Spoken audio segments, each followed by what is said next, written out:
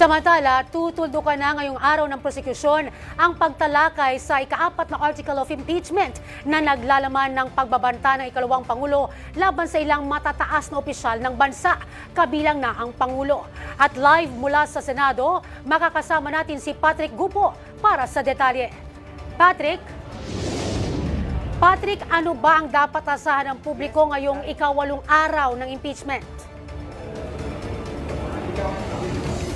Yes, Zay, sa pagsisimula nga ngayong araw ng 8th day ng impeachment trial ni Vice President Sara Duterte, nakatakdang tumistigo si National Bureau of Investigation Director Melvin Matibag bilang pangatlo at huling testigo ng House Prosecution Panel para sa Article 4 ng Articles of Impeachment.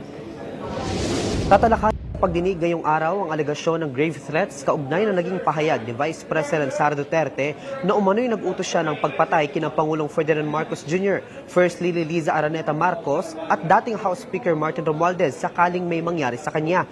Si Matibag ang nagsagawa ng investigasyon sa naturang pahayag ng Vice Presidente at inaasahang maghahain ng mga detalye na naging investigasyon ng NBI.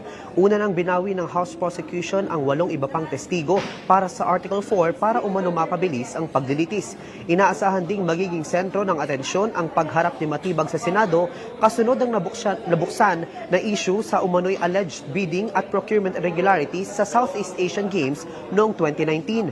Kasunod naman na naging desisyon ng Senate Impeachment Court na payagan ng pagsabina sa ilang financial records si Vice President Sara, iginiit ng House Prosecution Panel na walang naging fishing expedition sa kanilang hakbang.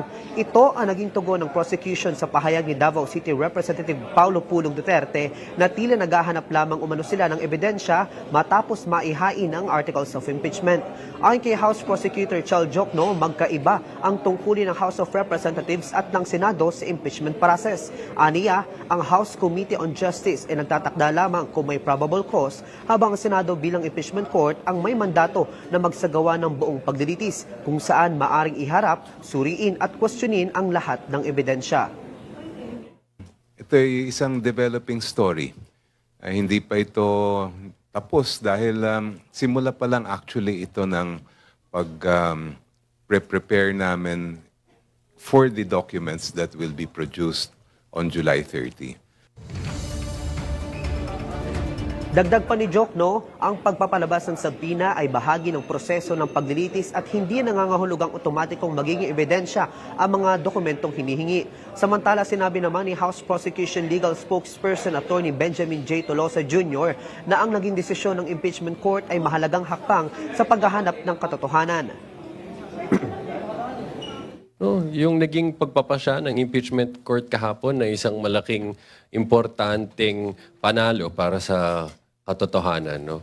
Pinakita nito na sa isang impeachment proceedings, ang katotohanan ay hindi hinuhulaan at mas lalong hindi kinukubli. Ito ay sinisiyasat ng mabuti at pinapatunayan gamit ng ebidensya. Zay, kapag nga natapos na ang testimonya ni NBI Director Melvin Matibag, inaasahang magtatapos na rin ang presentasyon ng House Prosecution para sa Article 4 bago tuluyang lumipat ang impeachment court sa susunod na yugto ng paglilitis. At ngayon nga, kasalukuyan nga, nakakarating lang ni Director Melvin Matibag dito sa Senado para humarap sa paglilitis ngayong araw. Zay?